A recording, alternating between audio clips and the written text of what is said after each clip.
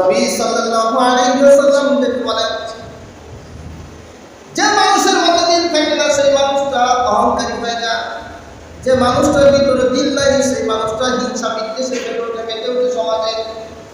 এই মানুষগুলি দেখবেন, যে মানুষের ভিতরে এই দুইটা রোগ আছে, এই জাতিগুলিকে আল্লাহ ধ্বংস করে দিয়েছেন। আপনাদের কাছে আগেই ভূমিকা করেছি, আর যদি মানুষদেরকে আল্লাহ রাব্বুল আলামিন এই জমিন থেকে ধ্বংস করে দিয়েছে, সামুদ জাতির মানুষদেরকে আল্লাহ রাব্বুল আলামিন ধ্বংস করে দিয়েছে। এই মানুষদের ভিতরে যে গুণগুলি ছিল, অহংকার, হিংসা, এই দুইটা গুণ ছিল তাদের মধ্যে, ওই মানুষগুলিকে আল্লাহ ধ্বংস করে দিয়েছে। আমাদেরকেও ধ্বংস করে দিতেন, কিন্তু আমার নবী মুহাম্মদ সাল্লাল্লাহু আলাইহি ওয়াসাল্লামের খাতিরে, তার একমাত্র সম্মানে আল্লাহ তাআলা আমাদের অপরাধগুলি বেশি হওয়ার কারণেও আল্লাহ আমাদেরকে ধ্বংস করে বেইজ্জতি করবেন না। আল্লাহ রাসূল সাল্লাল্লাহু আলাইহি ওয়াসাল্লাম বলেন, পৃথিবীর মানুষেরা শোনো, আল্লাহ তাআলা তোমাদের এত অপরাধ থাকার পরও কেন ধ্বংস করে না জানো নাকি?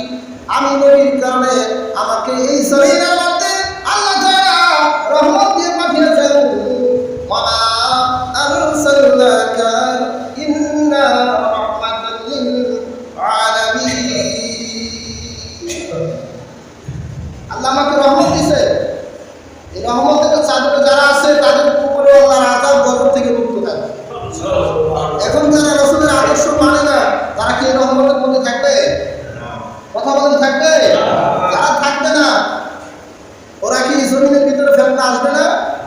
আল্লাহ রাসূল বলেন, পৃথিবীতে আল্লাহ তোমাকে সুরক্ষিত করেছে, ভালো করেছে। এই দুনিয়ার যত ফেতনা ফসাদ দেখতেছো, এটা তোমাদের কামাল। যদি আমার অনুসরণ করো, আমার আদর্শ মাইনে চলো, আল্লাহ তোমাকে ফেতনা ফসাদ থেকে মুক্ত রাখবেন। যখনই আমার আদর্শ থেকে দূরে সরে যাবা, তখনই তুমি ফেতনার ভিতরে পড়ে যাবে। আর এই ফেতনাগুলি কি হবে? কোনো সময় অনাবৃষ্টি হবে, কোনো সময় বন্ধ হবে, কোনো সময় শিলাবৃষ্টি হবে, কোনো সময় বৃষ্টি হবেই না, কোনো সময় তুফান আসবে, অনেক সময় ঘরের ভিতরে বাধা মুসিবত রূপে দিবে। তার জন্য আল্লাহ কি ঠেকা রাখা করে দিবে? এটা আপনি নিজে অর্জন করে দিয়ে আসতেছে। দেখবেন বাজারে গেলে একটা যেটা ভালো পরিকল্পনার দাম বেশি, ওটা নিয়ে আসলে বাড়িতে ফুটা আসবো। আপনি যেটা কম দামের ভিতরে ফুটা আছে, আপনি কিনে দিতে আসবেন, দুষ কেন দিবেন? দুষটা কাটে দিবেন। এখন বাড়িতে আসার পর আপনার আহলি, আপনার স্ত্রী যে একটা গল্প শুরু করছে, এই যে গল্পটা কি করতে করতে কি খুশি শুরু করে দিচ্ছেন, মুসিবত বাড়লো না কমলো? আপনার টাকাতে কিনে এনে মারামারি বাজে। কথা বুঝছেন নি? টাকা দিয়ে জিনিসটা কিনে আনার পর মুসিবত ছিল না, মুসিবত ভরে নিয়ে আসলেন।